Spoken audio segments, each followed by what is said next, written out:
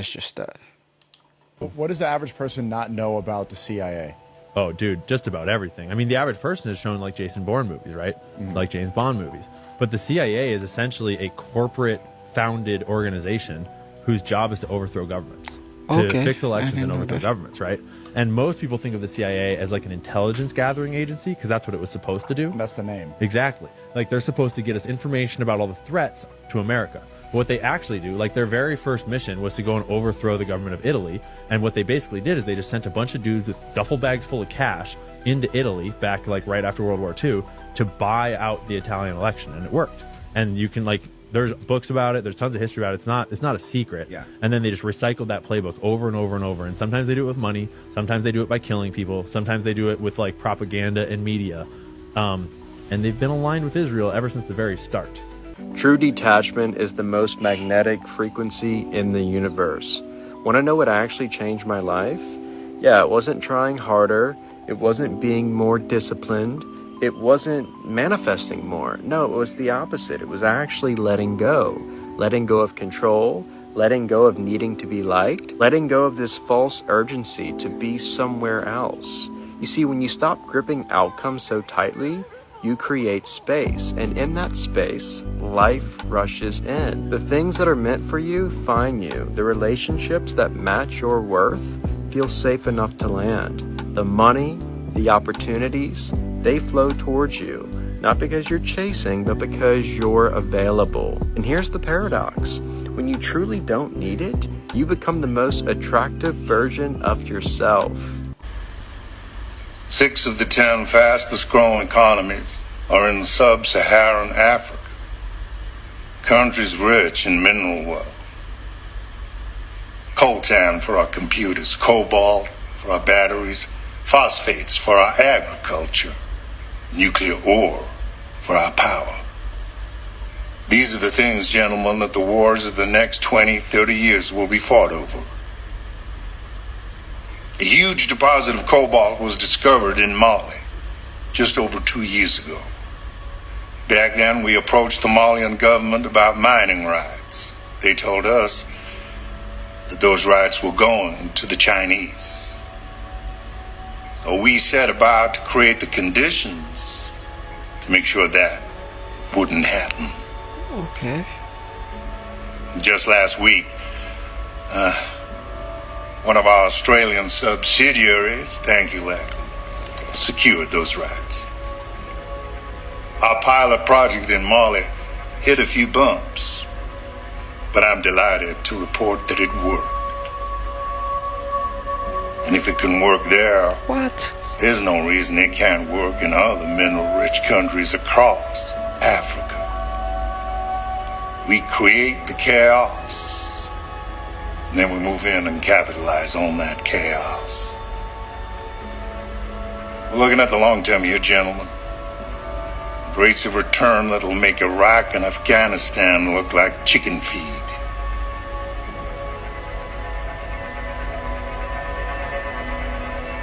The man who reacts is led by the world.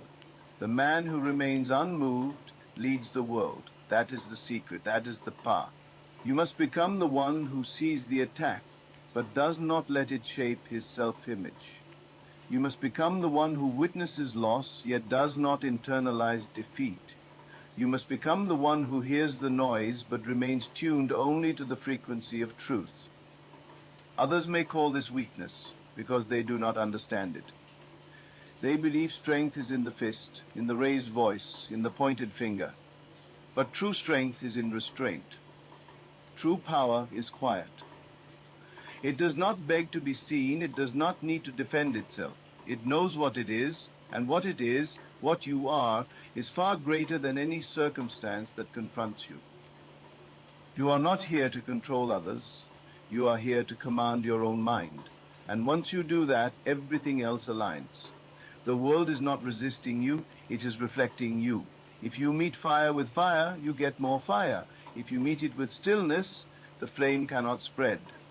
When you remain calm, the world becomes calm around you, not because the world changes, but because your inner state does. Imagine a situation that once triggered you. Someone lied to you, someone betrayed you, someone doubted you. In the past, you might have burned in response. Words thrown like daggers, silence used like punishment, retaliation disguised as righteousness. But now you see through it. You see it as an opportunity to return to yourself, not to lose yourself. You say nothing, you breathe, you affirm inwardly, I am untouched by this. I am not this reaction. I am the stillness behind it. And what happens? The power of the moment shifts. The energy loses its grip. You no longer feed the illusion. You no longer lend it your belief. You are free, not because the world became easier, but because you became unshakable. Freedom is not the absence of conflict. It is the ability to walk through conflict without being dragged into its story. Peace is not the absence of noise. It is the refusal to let noise dictate your direction. You must live from the inside out, not the outside in. The moment you let the outer world decide who you are no longer living. You are reacting. You are no longer choosing, you are chasing. But you were not born to chase. You were born to create. And creation does not emerge from panic, it flows from presence, from poise, from the unbothered awareness that knows all things are unfolding for your good, whether the world sees it yet or not. So you stop proving, you stop pleading, you stop engaging in battles that cost you your peace. You do not need to win every argument. You do not need to correct every misconception. You do not need to teach every lesson. Sometimes your silence is your elevation. Your peace is your response. Let others wonder why you are so calm. Let them question your quiet. Let them project, misread, and mislabel. That is their lesson, not yours. You do not shrink to fit their narrative. You do not dim to make them comfortable. You shine quietly, steadily, endlessly. You rise. You rise not with effort, but with ease. Not with noise, but with knowing. Not with force, but with faith. Because you have seen the truth, all things respond to your inner conviction. So you do not panic when things look wrong. You do not grasp when things feel delayed. You do not fight the shadows. You turn on the light. You keep walking. You keep believing. You keep assuming the best, even when you are shown the worst. You do not match energy. You raise it. You do not echo the world. You speak from the heavens. You do not get drawn into the narrative. You write a new one. When the door closes, you do not bang on it. You turn, you smile, and you walk toward the better one already forming. When the opportunity slips away, you do not chase. You remain still, knowing that what is meant for you does not run, it aligns. You understand that delay is not denial, it is redirection. And redirection is often the universe's protection in disguise. So you no longer fall apart when plans shift. You no longer spiral when people leave. You no longer question your worth when the outcome differs from your desire. You trust. You trust the timing. You trust the process. You trust yourself because you have realized, finally, that the only true loss is the loss of your center. And you will no longer surrender that, not for anyone, not for anything. The world will keep spinning, people will keep talking, storms will rise and pass. But you are the eye of the storm. Wait. So you mean to tell me the reason why we can't go to Antarctica, because it's another me over there, and we're not supposed to cross paths? So you telling me it's another you over there? And as I was stating, we're not supposed to cross paths, or it's gonna mess up something in the universe or something? Same reason your woman be happy you broken at home and ain't got nothing going on, so she keep you broke. Yep. The average most niggas woman want them at home broke with no money. All up under her. Up under her. Yep. So she can see him, control him, because she's afraid if he gets some money, she might lose him. Yep. Because she don't add no other value to him but making more money than him. So nigga, I used to look upside my woman and say, man, you must want me broke sometime, man, goddamn. Soon as I get some money, it's about spending my money all. Can I save something for her? You ain't. Bro, I think this is real facts that he's spilling right now because it's crazy. Sometimes when you just get money, the woman will just want to come around you and blow the money away.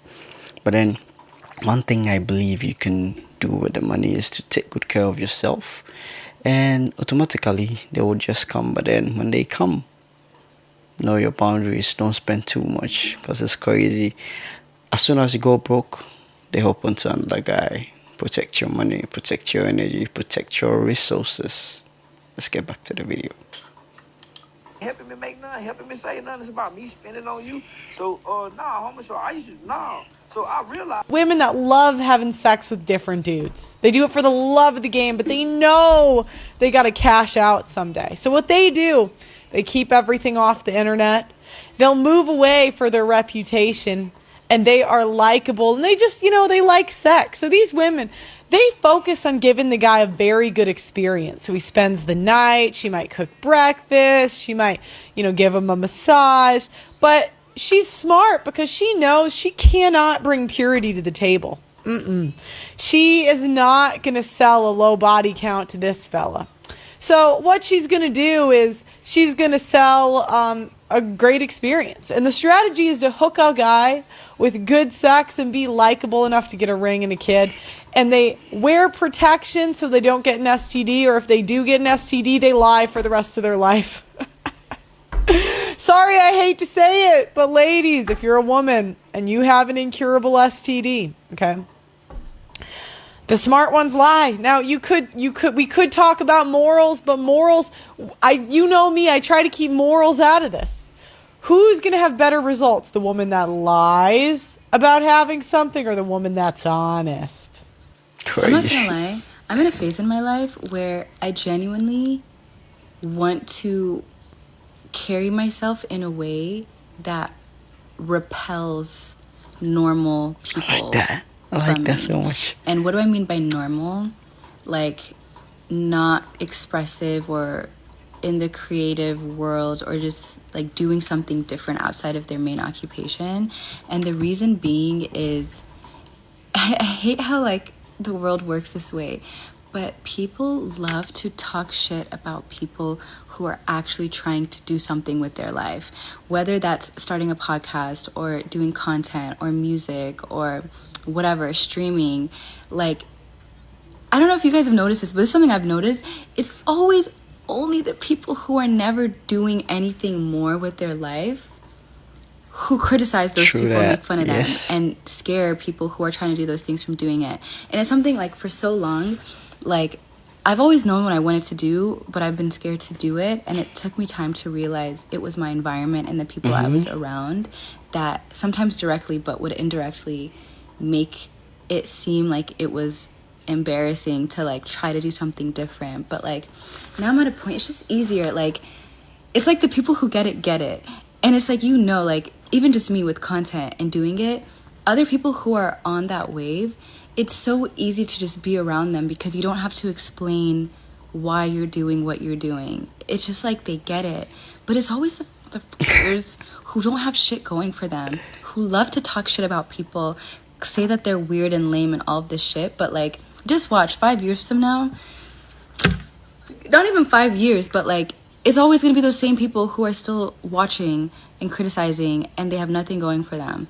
So yeah, I'm just at a point, it's really hard for me to be friends with someone who's not doing something, because they just will never get it, and I'm not trying to explain it to them. I'm not gonna hold your hand when I say this, but you know way too much about God to be playing with your life. And this isn't judgment, it's truth. You've seen too much, you've felt his presence, and you've been rescued from things that should have destroyed you. So why do you keep entertaining what he's already told you to leave? And I'm gonna share something with you that one of my friends told me a few years ago that convicted me so heavily, and that is that you cannot dance with the devil and walk with God at the same time. It doesn't work that way. This isn't a season to dim your light, because there are souls tied to your obedience. There are people waiting for your yes. And every single time that you compromise, you are delaying what heaven wants to do through you. God isn't calling you to be perfect.